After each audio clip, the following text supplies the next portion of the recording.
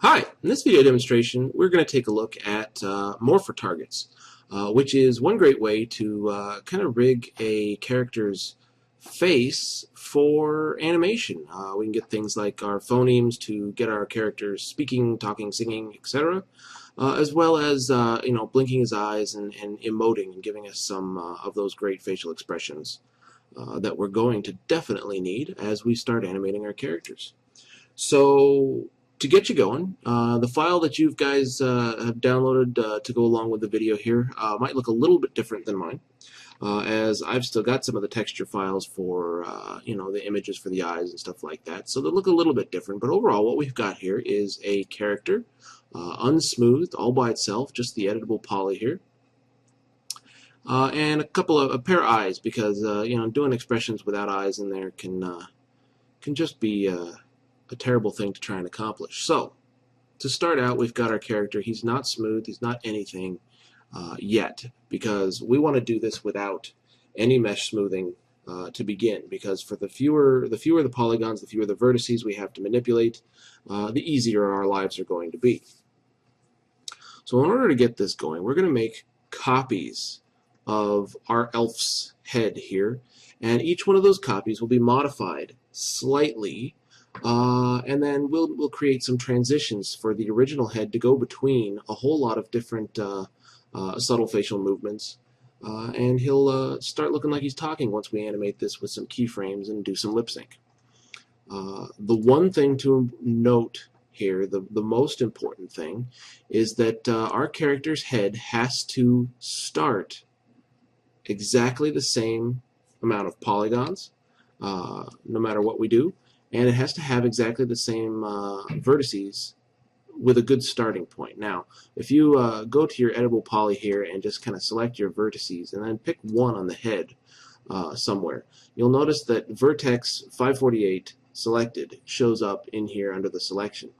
It's taking those reference points, that number there, and it's taking a look at the original, and then it'll take a look at what we've done modify-wise, and it will simply move between those two, creating some in-betweens for us. So it's very important to note that you can't do this with just anything. You also can't add polygons as we do this. So things like eyelids already need to have a built-in certain amount of polygons in order to successfully manipulate them here in the future.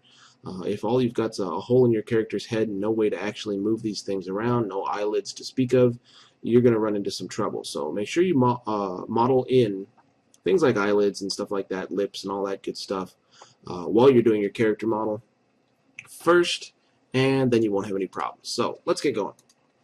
First things first, we're going to make a copy of this character's head. So I'm going to get my move tool here, and I'm going to work in my front viewport to start. And I'm just going to hold down shift and drag along the x-axis, and then when I let go, the clone options menu will show up. I want to make sure that it says copy here, because we don't want an instance, because then anything I do to this one was going to happen to this one automatically, so that's not going to do us any good. So we want to say copy, and I want to give this one a name. I like to name the first one as what it is, a blank slate. I'll call it template, and we'll say OK. This guy will always remain looking exactly as he does right now, but from him I can then make copies off into the future if I decide I need another head way down the line to accomplish another facial expression or something along that line. So he'll be the one I copy from here on out now. My original head I can come back to. It's named Elf, and on top of it I want to add the Morpher Modifier. He goes on the original head, the character's head itself. And then in this modifier, you'll see a whole lot of empty slots here that we're going to add new targets to, so that it can kind of transition between any number of these different targets. Think about things like the movie Tim Burton did, Nightmare Before Christmas, and Jack Skellington, and it was stop motion, but this is along the same lines. And Jack Skellington had over something crazy like 200 different heads that they kept swapping between in order to get him to speak, sing, and emote properly.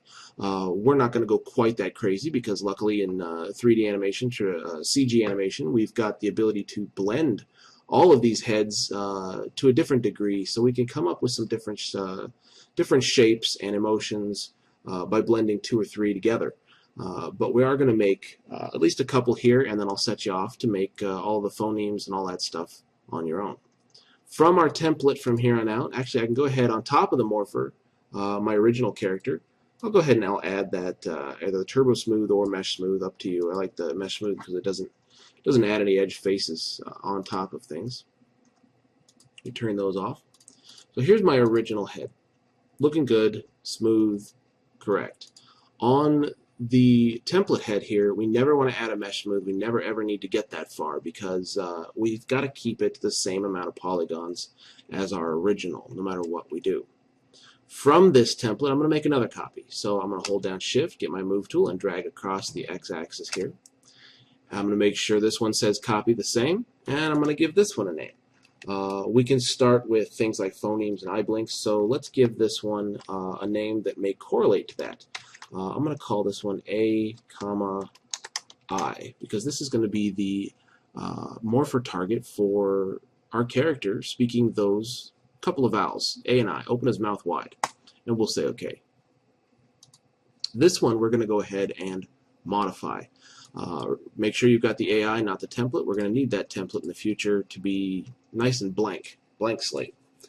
From here, we can go ahead and manipulate our vertices.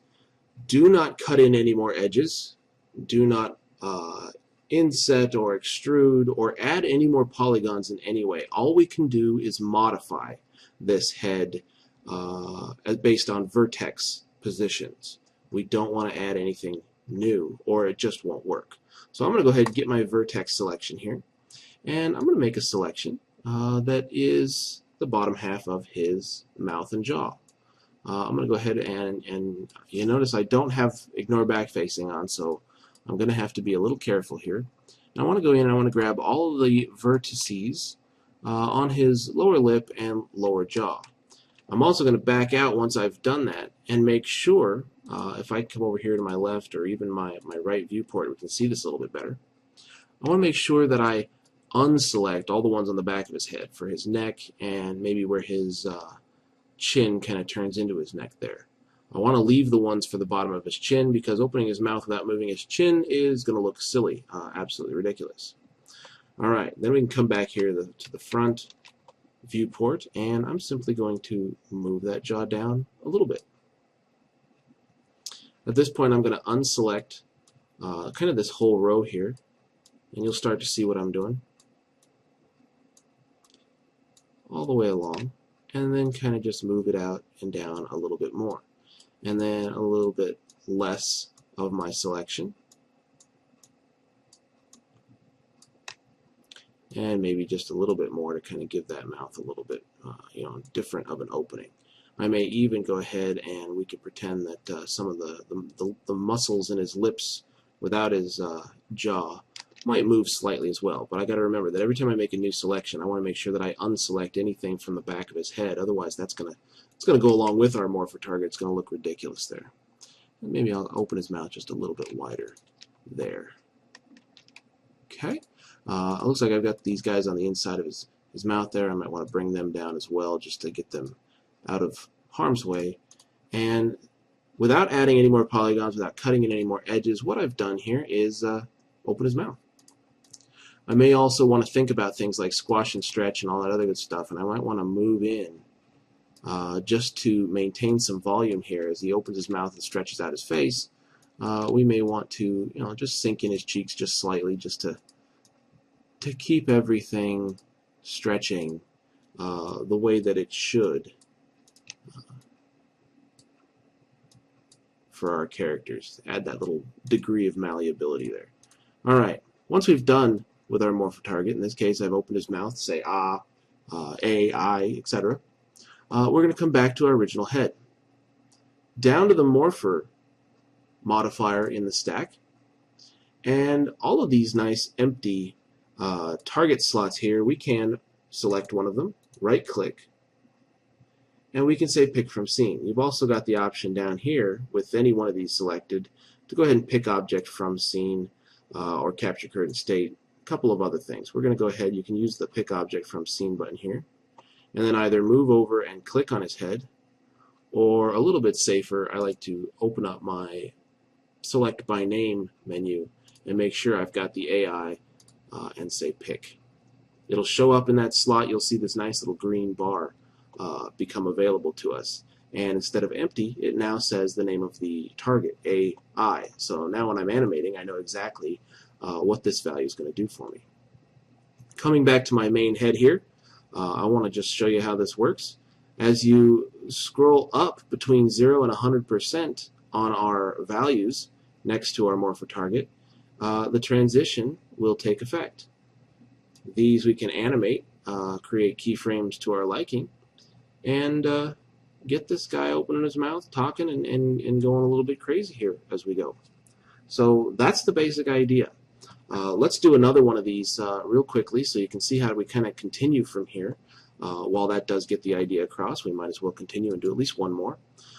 For something along the lines of an eye blink, I can continue, and I would create a second copy here, hold down Shift, drag over to the side, and I would continue on making my phonemes, AI, and then E, and then consonants, and all of those things, and how the mouths look a little bit different.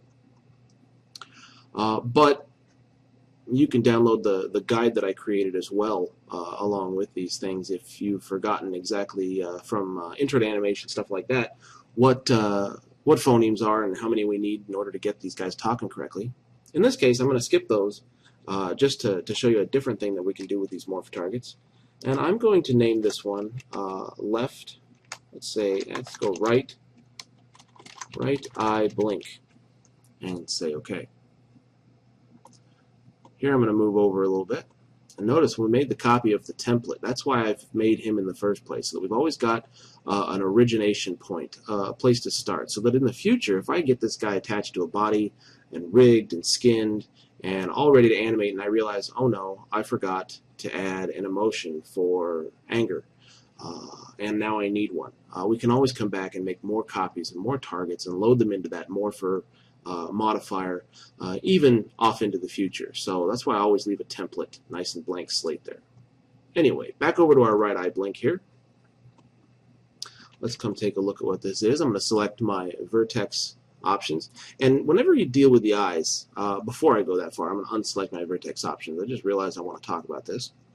Whenever you deal with anything with the eyes, you're probably going to want a pair of eyes inside this poor character's skull.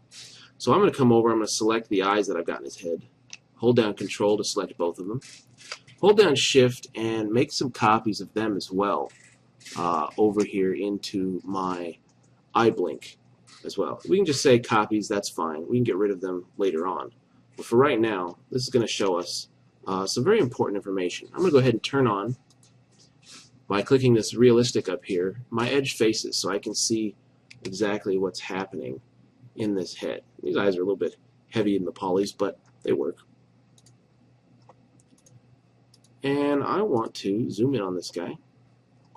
And what I'm looking for here is, as I get closer, I want to make sure that not much, if any, is of the glossy part of his eye is kind of poking through there.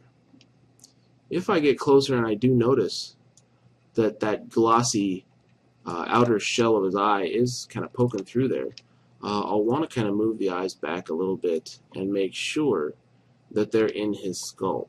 Sadly, I'll have to do this for the main object here in the end as well. We might have to pull his eyes back into his head just a little bit, not too much to make anything terribly different, but that'll give us a good place to begin.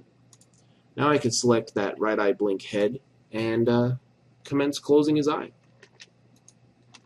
We come back up to our front view. I don't have the edge faces turned on there anymore. But what I want to do is I want to kind of drag a selection around all these guys that are at the bottom of his eyelid. Now remember, if you didn't make enough polygons up here to close his eye, let alone make sure that it rounds out around our eyeball, you're going to end up with some issues here in the future. So we want to make sure that I'm only grabbing the bottom ones here. And I'm going to grab the bottom here, here, here, here, here, and here to get going. Also, a good thing to remember that if I do this, I need to kind of come back here and make sure that I'm not or didn't grab any on the back of his head. Looks like I did okay on that one. But if you accidentally get a vertex in the back of his head and then move his eyes closed, you're going to end up doing that, and that's going to be part of your Morpher target. So we want to make sure that we've only got what we need and no more. Alright, at this point, maybe we can rotate that eyelid a little forward, get our move tool, and start closing that eye. Okay, I'm going to unselect those and actually pull the rest back up here just slightly. Okay, good. I can actually unselect maybe all of these guys from the middle. It looks like I want to pull this over just a little bit so that those corners of that eye kind of start to meet there. Back in my front view, I can kind of select those. I can take a look at my vertex count over here before I do that and realize that there's two down here and one up here that I'm grabbing. And if I only add 3, then I don't have to worry about going to the back of the head and making double sure that I've selected that mount. 3, okay, good, and 3, we're good. Then I want to unselect the ones in the corner here and pull down even further. Unselect these and pull down further. And now we're starting to close the upper eyelid pretty well here. Maybe something along the lines of that. Might even pull that down a little bit further, and we'll round his eyelid out nicely. Then I'll start with the bottom. 1, 2, 3, 4, 5, 6, etc. Making sure that I'm not getting any extra vertices in there. And then I'll pull this guy up to meet. At this point, I'm just going to undo that real quick while I make this other point. I would unselect this. I might even add a mesh smooth on top of this so that I see that when I close this eye, everything's going to be functioning properly. When I come back down in the stack, I can always turn that show end result toggle on there. And then when I close his eye, I've really got a perfect example or a perfect idea of exactly how far I need to take this eyelid up. And, you know, out here, maybe even pull out just slightly so that everything kind of finishes rounding itself out a little bit. And then finally, last but not least, of course, we get this guy in the middle up, and maybe back just a little bit, until that eye is full on closed. If I've added that mesh smooth to our right eye blink head, I want to remember that once I'm finished to take it off, because otherwise it won't recognize it as a proper Morpher target when we add this in. When I zoom out, you'll probably see a little bit of our glossy edged eye kind of poking through. That's just more of a bug in 3D Studio. As we back out, it has a little trouble discerning distance as well as when we get up close. But that shouldn't bother you. When you render, if you see anything shiny poking out here, move the eyes back into the head a little bit more, and you'll be fine. Alright, I'm going to turn my edge faces off now. Come back over to my original head. Come down to that Morpher target. Second one in. I'm going to right click this time and select the pick from scene from the menu that pops up.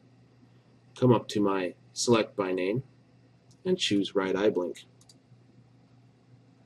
And now I've got the ability to make the guy wink. He can now close his eye.